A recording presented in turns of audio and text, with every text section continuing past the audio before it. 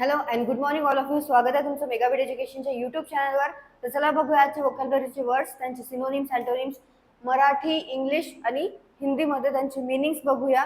Sentences दिलेले आहे, काही एक्झाम्पल्स. ते एक्झाम्पल्स तुम्ही ट्राय करून बघा की कसं त्याच्यामध्ये वर्डला यूज करण्यात आलेला आहे, किंवा स्वतःच्या मनाने सुद्धा काही इझी तुम्ही सेंटेन्सेस तयार करू शकता.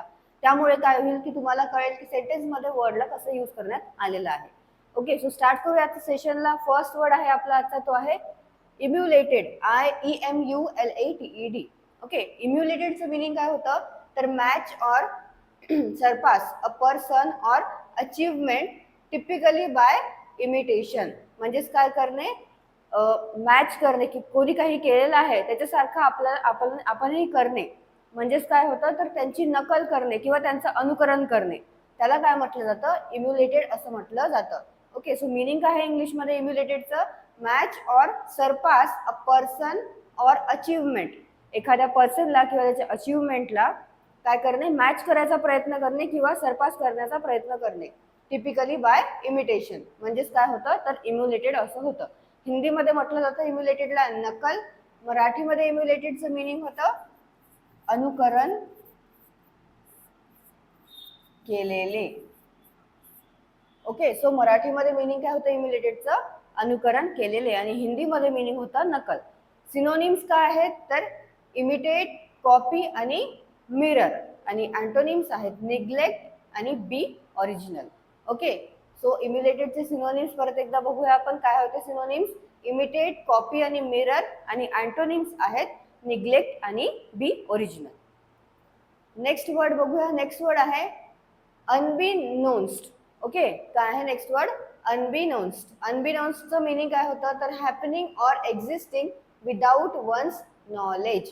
म्हणजेच काय तर काही पण होत आहे का, कशामुळे काय होत आहे तर त्याला काहीच नॉलेज नाही आहे की असं होईल म्हणून. ओके, नकळत होत आहे त्याला काय म्हटलं जातं, अनबिनोन्स्ड. सो अनजाने में होत आहे. ओके, हिंदीमध्ये काय होतं मिनिंग अनबिनोन्स्डचं, अनजान. आणि मराठीमध्ये काय होतं नकळत. नकळत म्हणजेच काय होतं तर माहिती नाही आहे त्याच्याबद्दल काही नॉलेज नाही आहे, पण ते होत आहे. ओके, हॅपनिंग और एक्झिस्टिंग विदाउट वन्स नॉलेज. नकळत होत आहे, त्याच्याबद्दल काहीच माहिती नाही आहे, जी पण गोष्ट होत आहे ती, त्याला म्हटलं जातं अनबिनोन्स्ड. सो अनबिनोन्स्डचं मराठीमध्ये मिनिंग काय होतं, नकळतपणे, अज्ञात आणि माहिती नसताना. सो सिनोनिम्स आहेत अनबिनोन्सचे अननोन, अनअवेअर आणि अनफॅमिलियर. ओके, सो सिनोनिम्स आहेत काय आहेत अनबिनोन्सचे.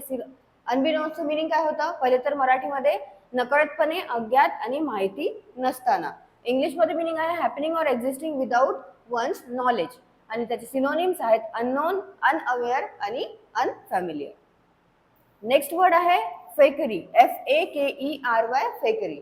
फेकरीचं मिनिंग होतं द इन्क्लिनेशन और practice of misleading others through lies और ट्रिकरी. म्हणजेच काय करणे, खोटे बोलून किंवा फसवून कोणाला पण फसवणे. एक प्रकारे काय करणे, खोटं बोलणे किंवा त्याला फसवण्याचा प्रयत्न करणे, त्याला काय म्हटलं जातं, फेकरी असं म्हटलं जातं. ओके, खोटे बोलणे, फसवणूक करणे, कोणाची पण जालसाजी करणे, जसं इथे हिंदीमध्ये दिलेलं आहे काय होतं फेकरी म्हणजे जालसाजी करणे, बनावटगिरी करणे, या सगळ्यांना म्हटलं जातं फेकरी. ओके, सो फेकरीचं इंग्लिशमध्ये मिनिंग होतं द इन्क्लिनेशन और practice of misleading others through lies और ट्रिकरी. हे तुम्हाला वन वर्ड सबस्टिट्यूशन मध्ये सुद्धा विचारण्यात येऊ शकतं. सो म्हणून इंग्लिश मधले जे मिनिंग्स आहेत हे लक्षात ठेवायचे की त्या वर्ड काय त्या सेंटेन्समध्ये कसं त्या वर्डला यूज करण्यात आलेलं आहे. ओके, सो इथे काय आहे याचं मिनिंग फेकरीचं द इन्क्लिनेशन और practice of misleading others through lies और ट्रिकरी. असं जर तुम्हाला वन वर्ड सबस्टिट्यूशन मध्ये आलं की या जे सेंटेन्स आहे याच्याकरता तुम्हाला कोणता वर्ड तिथे यूज करण्यात येईल. सो तुम्हाला तिथे लक्षात आलं पाहिजे की या करता हे जे सेंटेन्स आहे द इन्क्लिनेशन और practice of misleading others through lies और ट्रिकरी, म्हणजे खोटे बोलून फसवणूक करण्याकरता कोणता वर्ड इंग्लिशमध्ये यूज होतो तर तो होतो फेकरी. ओके, सो मराठीमध्ये मिनिंग होतं फेकरीचं बनावटगिरी, फसवणूक, किंवा नकलीपणा आणि ढोंग करणे. ओके, सो फेकरीचं मराठीमध्ये मिनिंग होतं बनावटगिरी, फसवणूक, नकलीपणा किंवा ढोंग. आणि हिंदीमध्ये फेकरी म्हणजे होतं जालसाजी. सिनोनिम्स आहेत डिसेप्शन, डिसीट आणि फ्रॉड. आणि अँटोनिम्स आहेत सिन्सिरिटी, गुड फेथ आणि आर्टलेसनेस. ओके, सो फेकरीचे सिनोनिम्स आणि अँटोनिम्स परत एकदा बघूया आपण. सिनोनिम्स काय होतं फेकरीचे, तर डिसेप्शन, डिसीट आणि फ्रॉड. आणि अँटोनिम्स आहेत सिन्सिरिटी, गुड फेथ आणि आर्टलेसनेस. नेक्स्ट वर्ड आहे गार्नरिंग, GARNERING, गार्नरिंग. गार्नरिंगचं इंग्लिशमध्ये मिनिंग आहे to bring together in one body or place. म्हणजेच काय करणे, तर एका ठिकाणी आणणे, एकत्रित करणे किंवा गोळा करणे, याला म्हटलं जातं गार्नरिंग. तर हिंदीमध्ये आणि मराठीमध्ये याला काय म्हटलं जातं, एकत्रित असं म्हटलं जातं. आणखी काय होतं, तर गोळा करणे किंवा एकत्रित करणे, एक मिळवणे, या सगळ्याला इंग्लिशमध्ये वर्ड आहे गार्नरिंग. जर तुम्हाला वन वर्ड सबस्टिट्यूशन मध्ये असं विचारलं की to bring together in one body or place, याकरता तुम्हाला कोणता वर्ड यूज करायचा आहे वन वर्ड सबस्टिट्यूशन करता, सो तुम्हाला तिथे लक्षात आलं पाहिजे की गार्नरिंग हा वर्ड तिथे यूज होतो. सो मराठीमध्ये गार्नरिंग म्हणजे होतं एकत्रित, गोळा करणे,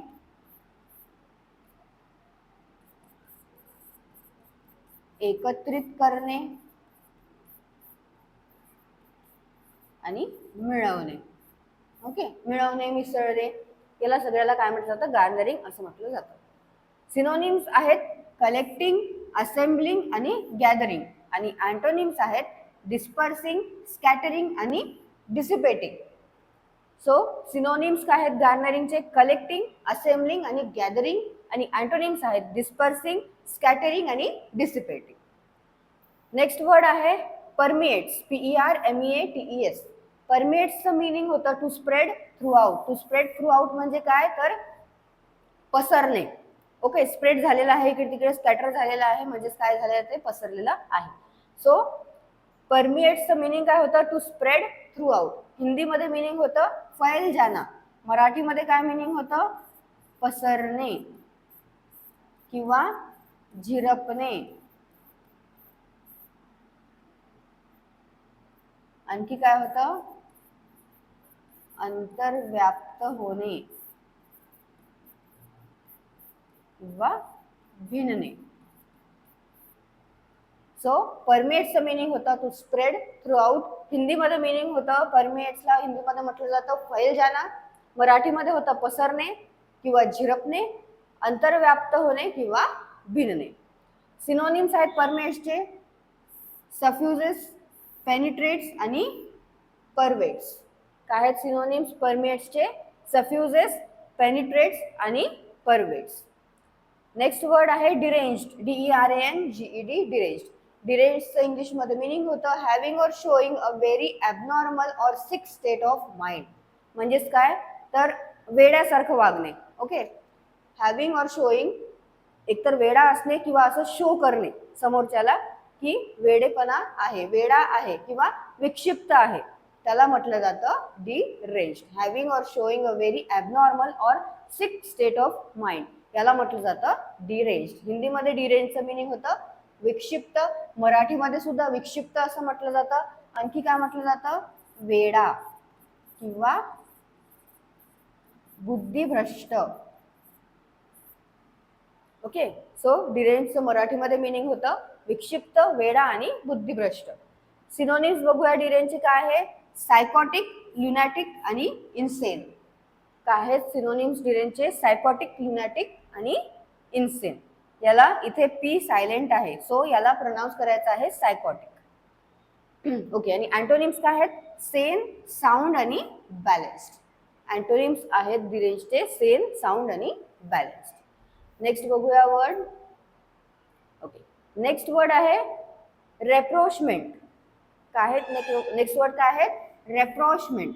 रेप्रोचमेंटचं मिनिंग होतं a friendly relationship marked by ready communication and mutual understanding. So याचं मिनिंग होतं हिंदीमध्ये मेल मिलाप, आणि आपण मराठीमध्ये काय म्हणू, मैत्रीपूर्ण जे संबंध आहे त्याला पुन्हा प्रस्थापित करणे, याला म्हटलं जातं रेप्रॉचमेंट. ओके, सो रेप्रॉचमेंटचं मिनिंग काय आहे? Friendly relationship marked by ready communication and mutual understanding. हिंदीमध्ये मिनिंग होतं मेलमिलाप, मराठीमध्ये मिनिंग होतं मैत्रीपूर्ण संबंध पुन्हा प्रस्थापित करणे किंवा सामंजस्य. ओके, सो मराठीमध्ये मिनिंग काय होतं रेप्रॉचमेंटचं? मैत्रीपूर्ण संबंध पुन्हा प्रस्थापित करणे किंवा सामंजस्य. आणि हिंदीमध्ये होतं मेल मिलाप. सिनोनिम्स आहेत फ्रेंडशिप, सॉलिडॅरिटी आणि कम्युनियन. आणि अँटोनिम्स आहेत ॲलिनेशन, इस्ट्रेंजमेंट आणि डिसअफेक्शन. काय आहेत रेप्रॉचमेंटचे सिनोनिम्स? फ्रेंडशिप, सॉलिडॅरिटी आणि कम्युनियन. आणि अँटोनिम्स आहेत ॲलिनेशन, स्ट्रेनमेंट आणि डिसअफेक्शन. नेक्स्ट वर्ड आहे रॅथ. इथे डब्ल्यू सायलेंट आहे, याला व्रॅथ नाही म्हटलं जात, याला रॅथ असं म्हटलं जातं. सो रॅथचं मिनिंग काय आहे? एक्स्ट्रीम अँगर chiefly used for humorous or rhetorical effect. Okay, so रॅथचं मिनिंग काय आहे? एक्स्ट्रीम अँगर. एक्स्ट्रीम अँगर म्हणजे काय होतं? तर क्रोध येणे. ओके, राग येणे. सो रॅथचं मिनिंग होतं राग, संताप. आणि मराठीमध्येच काय म्हटलं जातं रॅथला? राग किंवा संताप, क्रोध सुद्धा म्हटलं जातं. सो रॅथचं मिनिंग आहे इंग्लिशमध्ये एक्स्ट्रीम अँगर, हिंदीमध्ये म्हटलं जातं क्रोध, मराठीमध्ये सुद्धा क्रोध असं म्हटलं जातं. आणखी काय म्हटलं जातं? प्रकोप, राग आणि संताप. सिनोनिम्स आहे त्याचे अँगर, रेज आणि फरी. ओके, रॅथचे सिनोनिम्स आहेत अँगर, रेज आणि फरी. आणि अँटोनिम्स आहेत डिलाइट, प्लेजर आणि कामनेस. नेक्स्ट वर्ड आहे प्रिटेन्स. प्रिटेन्सचं मिनिंग होतं the quality or state of appearing or trying to appear more important or more valuable than in the case. म्हणजेच काय करणे? तर एक प्रकारचं दिखावा करणे, ओके, किंवा बढाई मारणे, त्याला म्हटलं जातं प्रिटेन्स.